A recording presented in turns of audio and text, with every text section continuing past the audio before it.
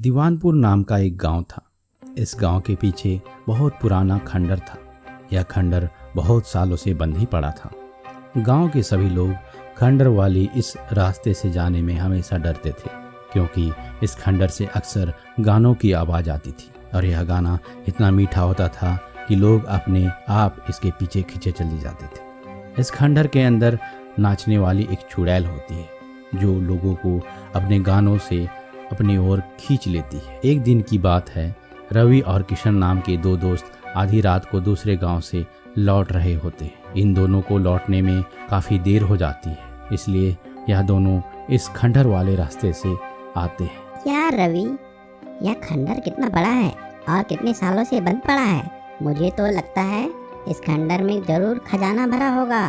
चल हम दोनों चलकर इस खंडर में देखते हैं। किशन, तू पागल है क्या? गांव का कोई भी आदमी इस खंडर में नहीं जाता और हमें भी इसमें नहीं जाना चाहिए। अंदर क्या पता खजाने की जगह कोई और खतरा हुआ तो। लेकिन रवि किशन की बात नहीं मानता और उस खंडर के अंदर चला जाता है। यार तू कितना डरपोक है। चल ठीक है, इस खंडर के अंदर जा रहा हूँ, तू मेरा यहीं पर इंतजार करना, मैं थोड़ी देर में वापस आता हूँ। रवि खंडर के बाहर अपने दोस्त का इंतजार करता है। बहुत देर हो जाती है, लेकिन किशन बाहर नहीं आता। थोड़ी देर बाद खंडर से किशन के चिल्लाने की आवाज आती है। उसके आवाज के साथ साथ बहुत तेज आवाज में ढोलक और किसी के पायल की आवाज भी आती है। बचाओ बचाओ, कोई जो है जो मेरी मदद कर सके या मुझे मार डालेगी। अंदर से चुड़ैल की जोर जोर से हंसने की आवाज आती है। बहुत दिनों बाद एक शिकार मिला है। आज से मेरी बोहनी शुरू हो गई। अब धीरे धीरे करके मैं लोगों को इस खंडर में हमेशा के लिए कैद कर लूंगी और जब मुझे भूख लगेगी तो इन्हीं लोगों को मार कर खा जाऊंगी। इसके साथ ही किशन का आवाज आना बंद हो जाता है। रवि बहुत ज्यादा घबरा जाता है। मैंने बोला था इस पागल को कि खंडर के अंदर मत जा, लेकिन इसने मेरी बात नहीं मानी। अब मैं क्या करूं? मुझे अंदर जाने से डर लग रहा है। अंदर कहीं कोई चुड़ैल हुई तो। इसकी आवाज भी कितनी खतरनाक लग रही थी। यह जरूर कोई चुड़ैल ही होगी। रवि भागकर गांव चला जाता है और डर के मारे यह बात किसी को नहीं बताता और शांति से सो जाता है। अगले दिन सुबह रवि अपनी दादी को सारी बात बता देता है। दादी, कल मैं और किशन रात में खंडर वाले रास्ते से आ रहे थे, तभी किशन खंडर के अंदर चला गया और देर तक उसके चिल्लाने की आवाज़ आने लगी।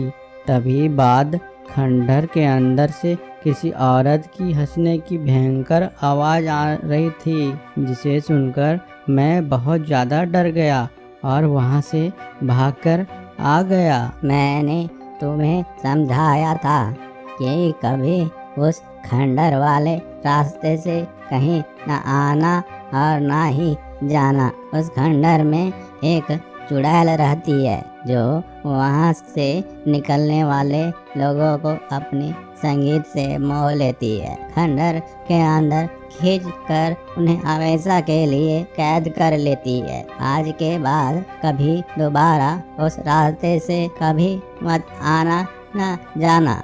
रवि अपनी दादी को हाँ तो कह देता है, लेकिन उसे अपने दोस्त किशन की बहुत फिक्र होती है। गांव के रामलाल नाम का एक आदमी होता है। रामलाल बहुत फेंकू था। वह हमेशा लोगों को अपनी बहादुरी के किस्से झाड़ता रहता था। एक दिन रवि को रामलाल मिला। हाँ रवि, कैसे हो? सुना है तुम्हें उस खंडर वाली चुड़ैल ने पकड़ लिया था। यार तुम तो बहुत ज्यादा डरपोक हो। तुम अपने दोस्त को छोड़कर ही आ गए। तुम उस खंडर के अंदर नहीं गए, जाकर देखना तो था कि अंदर क्या है। रवि को रामलाल की बात सुनकर गुस्सा आता है। देखो रामलाल, हवा में बातें बनाना बहुत आसान काम है। जब चुड़ैल सामने आती है ना, तब पता चलता है। हालात पतली हो जाती है आदमी की। अरे हमने बहुत देखे हैं ऐसे चुड़ैल। वह तो तुम थे जो डर कर आ गए।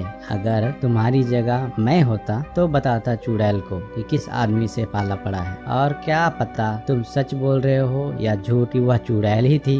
अगर ऐसी बात है तो चलो दिखाओ कि तुम कितना बहादुर हो। आज रात को तुम मेरे साथ उस खंडर में चलो, तब देखते हैं कि तुम अपने आप को जितना बहादुर बताते हो, उतनी बहादुरी तुम्हें अंदर है या नहीं? और उस चुड़ैल के भी दर्शन कर लेना, तब तुम्हें मेरी बात का विश्वास हो जाएगा। रामलाल रवि की बात सुनकर थोड़ा घबरा जाता है, लेकिन वहाँ और भी लोग थे, इसलिए अपने आप को बहादुर साबित करने के लिए रामलाल उस खंडहर में जाने के लिए हाँ कर देता है। हाँ हाँ बिल्कुल, चलो, मैं डरता थोड़ी हूँ किसी चुड़ैल से। आधी रात को रवि और रामलाल उस खंडहर पे जाते हैं। तभी उस खंडहर से गानों की आवाज के साथ पायल की आवाज आने लगती है। रवि अपने कानों को उंगली से बंद कर लेता है, जिससे कि उसे पायल की आवाज सुनाई ना दे। अरे रवि, तुम पागल हो क्या? देखो कितना सुंदर संगीत बज रहा है और तुम अपने कानों पर उंगली लगा रहे हो। संगीत की आवाज सुनकर रामलाल उस खंडहर की तरफ खिंचा चला जाता है। रुक जाओ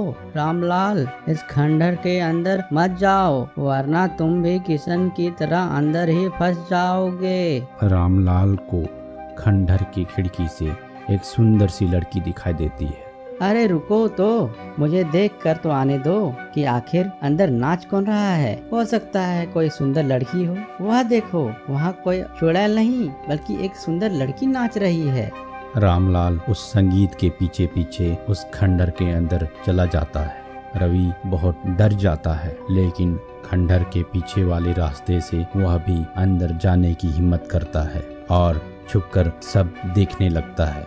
रवि देखता है कि अंदर पूरी महफिल सजी है और रामलाल के अंदर जाते ही वह सुंदर लड़की भयानक चुड़ैल बन जाती है। एक और शिकार आ गया, अब यह भी हमेशा के लिए इस खंडहर में मेरी गुलामी करेगा।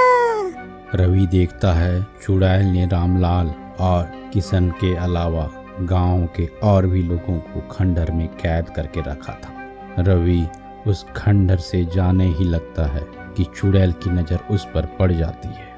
रुको, कौन है वहाँ? रुक जाओ, गांव के सभी लोग गलती से भी इस खंडहर में आने से डरते हैं और तुम खुद अपनी मौत करवाने इस खंडहर में चले आए। चुड़ैल की बात सुनकर रवि की सिट्टी पिट्टी गुल हो जाती है। रवि बहुत ज्यादा डर जाता है, लेकिन रवि बातें बनाने में बहुत ज्यादा होशियार था। अरे नहीं चुड़ैल जी, मैं तो खुद आपके दर्शन करने आया था। मैं देखना चाहता था कि कौन है जिसने पूरे गांव के लोग डरते हैं। आप कृपा करके मुझे अपने पास ही रख लीजिए, मैं भी आपकी सेवा करना चाहता हूँ। अपनी तारीफ सुनकर चुड़ैल खुश हो जाती है। तुम मुझे बहुत समझदार लगते हो। अब तुम यही रहोगे, इन सभी लोगों पर निगरानी रखने का काम करोगे। किशन और रामलाल रवि को देखकर उससे बचाने के लिए कहने लगते हैं, यार रवि, तू सही कह रहा था कि इस खंडहर के अंदर मत जा। यार मुझसे बहुत बड़ी गलती हो गई, प्लीज मुझे इस मुसीबत से बचा ले, नहीं तो यह चुड़ैल हम लोगों को मार कर खा जाएगी। रवि उन लोगों को हिम्मत देता है। तुम लोग चिंता मत करो, किसी को कुछ भी नहीं होगा। बस हमें उस चुड़ैल की चोटी काटनी होगी। उस चुड़ैल की ताकत उसकी चोटी में ही है। इसके बाद चुड़ैल वहाँ आ जाती है और रवि चुड़ैल से बोलता है, देखिए, आप बुरा मत मानिएगा, आप अच्छी दिखती हैं, लेकिन आपके बाल बहुत गंदे लग रहे हैं और गांव से इनके लिए मैंने शैम्पू लेकर आया हूँ। इससे यह बाल और भी सुंदर दिखने लगेंगे। चुड़ैल सोचती है, अगर मैं अपने बाल धुलवा लूंगी तो मेरे बाल चमकने लगेंगे और भी सुंदर दिखने लगूंगी। चुड़ैल अपने बाल धोने के लिए हाँ कर देती है। ठीक है, तुम इस शैम्पू से मेरे बाल को अच्छी तरह से धो दो। रवि उस चुड़ैल के बाल धोने लगता है और बाल धोते धोते वहीं पास में पड़ी एक चाकू से उस चुड़ैल के बाल काट देता है। चुड़ैल के बाल कटते ही उस चुड़ैल की सारी शक्तियाँ खत्म हो जाती है और वह वहीं पर जलकर भस्म हो जाती है और सारे गांव वाले उस चुड़ैल के हाथों से मरने से बच जाते हैं। अगर आप हमारे चैनल पर नए हैं और चाहते हैं ऐसी और भी मजेदार कहानियां सुनना, तो अभी मामा टीवी हिंदी चैनल को सब्सक्राइब करें और बेल आइकन को दबा दें।